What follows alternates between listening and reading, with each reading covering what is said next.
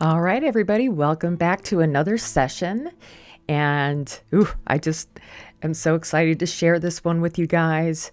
I feel like maybe I'm living under a rock and everybody knows this technique, but I just discovered it for myself. And it's super cool, and I'm excited to share. So we're going to start out by gathering up a bit of black. I'm going to make this veiled cane using the Double Helix color Echo 2. And that number on the France website is 137, 503 137. Pick yourself up some if you want to play around with this technique. And I'm assuming that maybe other silver colors might work similar, but oh my goodness, this just blew me away. So I am going to go ahead and take the Echo, and it's like a weird, very dark, mossy green color when you get it. At least mine was. But what I'm doing here, I made sure that I tried to get the color as hot as I could so it would kind of turn clear. But I'm just going to swipe it around a nice ball of the black glass. Just Effetre 064 Black. And I'm just going to continue to just swipe and make sure to overlap as you go. I'm just going to finish encasing this. Yeah, this color is really beautiful. So that's why I couldn't figure out what to name it, so I just ended up calling it the Painted Echo, which I thought had a nice ring to it. So I'm just going to finish that up and add a little bit to the bottom. And then I thought, I only have 2 rods of this left. I might as well go for the gold and add a little extra to it.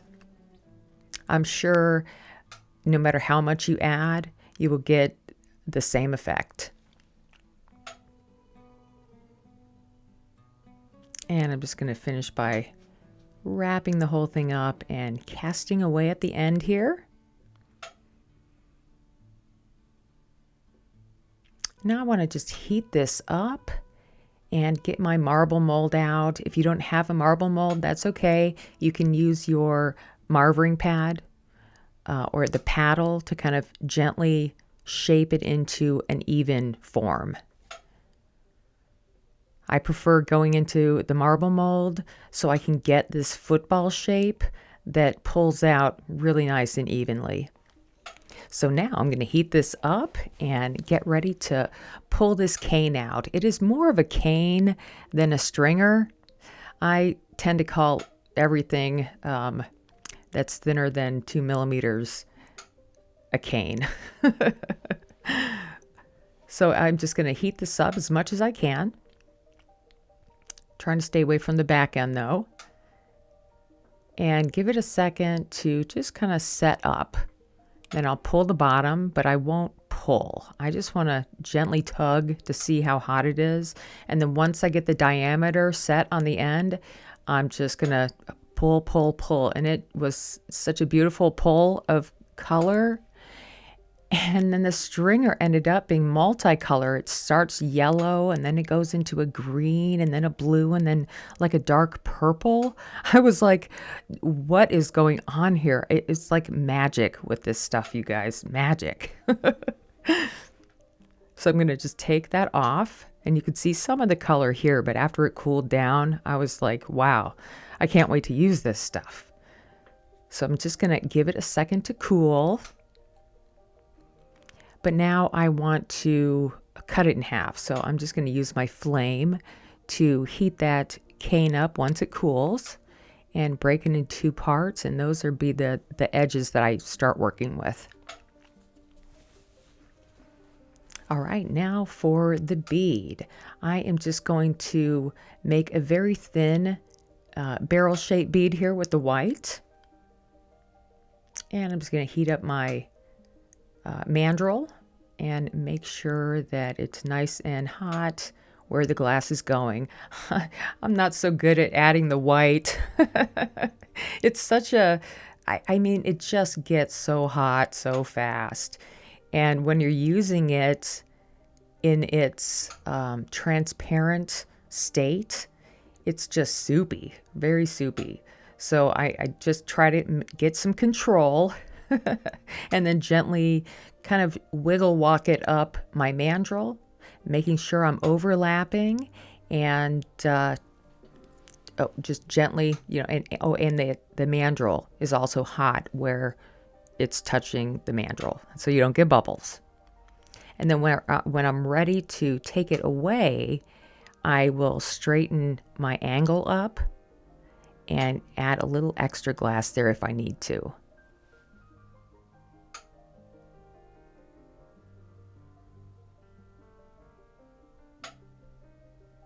All right, now I'm going to just move my graphite block into position.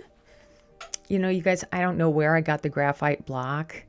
It came, I think Patrick received a box full of graphite pieces, and that was one of them. And it was a high quality graphite, and I've just been using it ever since. So if you can find some really nice graphite pieces, you don't want it to be soft graphite to where when you rub on it, the graphite is on your fingers. You want a higher grade graphite to roll on. It's just a little bit cleaner and it gives you a nicer surface.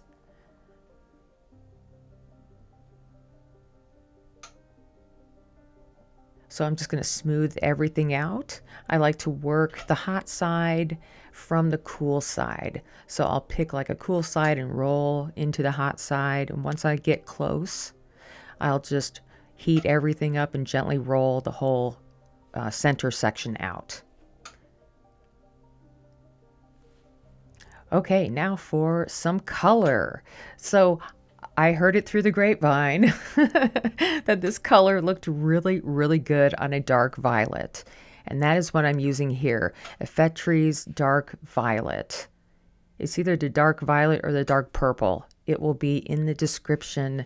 I'll have it below my description in the video, or in the, you know what I'm trying to say. So I'm just I got bored. Sometimes I get bored. I get bored easily. And so instead of just wrapping this whole thing up with a band of the violet or the purple, I thought I would kind of set it up as a vertebrae pattern, even though I knew you wouldn't see it because it's so dark. So it has some white lines kind of running through it, which I thought was kind of a nice touch. Plus, it's been a while since I've built my beads up this way. I used to build them up this way a lot. I don't know why. I never really felt comfortable with the whole just, twisting it completely onto, or winding it down the mandrel. That's something that I have gotten a lot more confidence in lately. But before I got there, I kind of like to start out with this kind of a bead, even if it was all the same color. It would just help me set up my shape. Anyway, moving along, let's heat this up. And I'm going to heat it at an angle to start out with, because when you're heating at an angle, the flame kind of helps to heat up that first wrap. And then everything starts to melt down nice and evenly.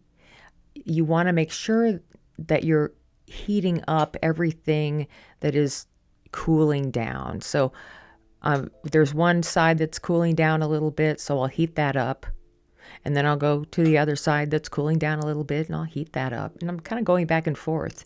What's happening in the center is going to happen on its own, because I am heating it every time I move over. And I'm also heating it with the edge of the flame. So I can get a really nice, even shape from just taking my time turning and just heating back and forth on the sides. And then here at the end, I'm just about done.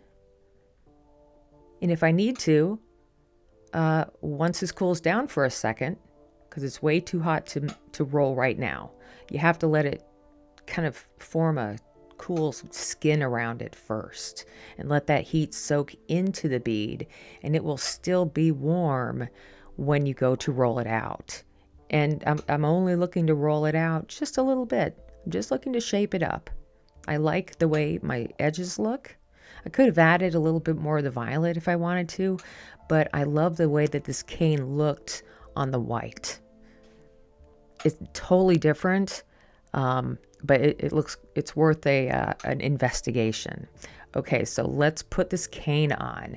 And I thought I don't know how I ended up making this spiral pattern. It just happened. And I was really happy that it did happen, because I feel like I did a really nice spiral pattern for once. Usually I don't get such nice spirals like everyone.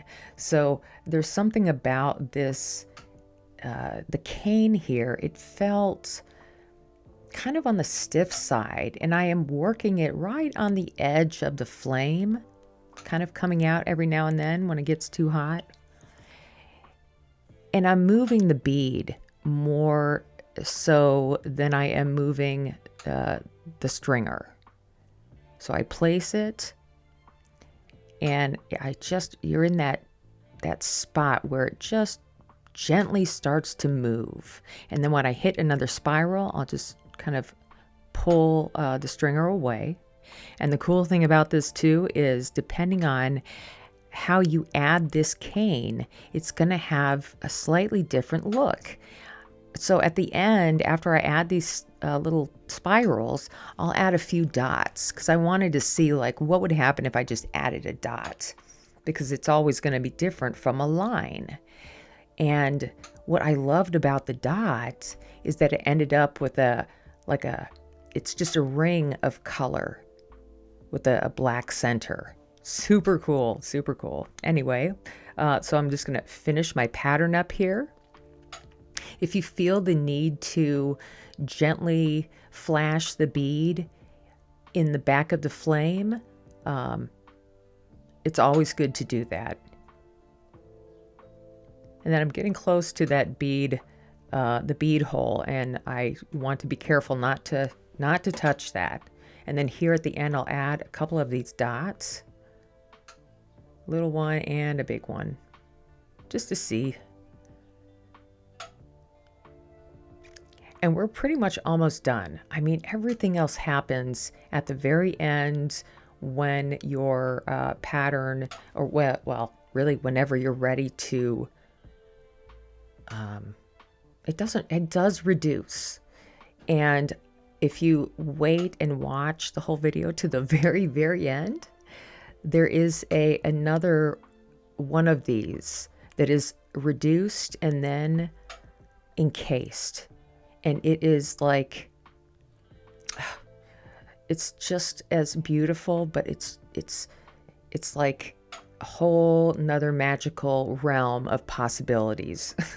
So you'll have to tell me what you think about both versions of this bead. This one, this color, it is it's a reducing color, and it is also, what am I trying to say? A reactive, or anyway, you develop it. You know what I mean? You let it cool down, and then it'll come to me in a second here. You let it cool down, and then you heat it back up a little bit. A striking color. That's what it is. It's also a striking color. And I guess it's a reactive color too, because it certainly is reacting with the background and with the black line in the center. So here at the end, I love this shape. I'm just going to very gently start to roll it out, and I can already see from my deep heating and now the quick rolling, it starts to set up these colors, and it's amazing. So here, what I'm looking at it appears to me that whatever is the lightest color is going to appear yellow. And then as it gets darker, like I'm going to heat a little bit more on the edges here, it's going to darken it's going to strike it a little harder. And that's going to bring out a different color, which is more of a blue, like almost green going into a blue, a purple. I mean, I almost saw magentas in there. I'm really impressed, you guys. I just like, at this point, I went in one more time and was like, that's it. I got to stop and see what's going on here. Anyway, I'm so glad to share this with you guys. If you don't know this secret magical cane, and I'm just going to heat this up a little bit more and put it away. I'm not going to let it cool down too much before I do anything. That's it, you guys. I'm really excited. I can't wait to hear what you guys think of this. And if you've already played with this stuff, then man, I'm glad I'm catching up. All right, you guys. I hope to see you all soon in the dungeon.